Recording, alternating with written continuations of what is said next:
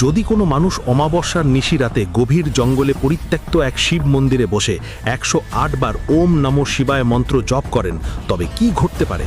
কথাটা শুনেই গায়ে কাঁটা দিচ্ছে, তাই তো? চলুন আজ আপনাদের শোনাবো এক নিষ্ঠাবান শিব ভক্তের এমনই এক সত্য কাহিনী। সোমনাথ নামে এক ব্যক্তি ছিলেন ভোলানাথের পরম ভক্ত।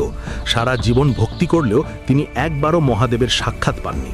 অবশেষে তিনি এক হিমালয়ে ফেরত তান্ত্রিকের শরণাপন্ন হলেন। তান্ত্রিক তাকে বললেন, বাবা, মহাদেবের দর্শন পাওয়া সহজ নয়, তুমি কি নিজের প্রাণ বাজি রাখতে পারবে? সোমনাথ রাজি হতেই তান্ত্রিক তাকে এক ভয়ঙ্কর পথের কথা বললেন। তাকে বলা হলো, শহরের বাইরে এক পরিত্যক্ত প্রাচীন শিব মন্দিরে গিয়ে অমাবস্যার রাত 12টার সময় একা বসে 108 বার জপ শুরু করতে হবে। তবে শর্ত একটাই, যাই ঘটুক না কেন জপ থামানো যাবে না এবং পেছন ফিরে তাকানো যাবে না।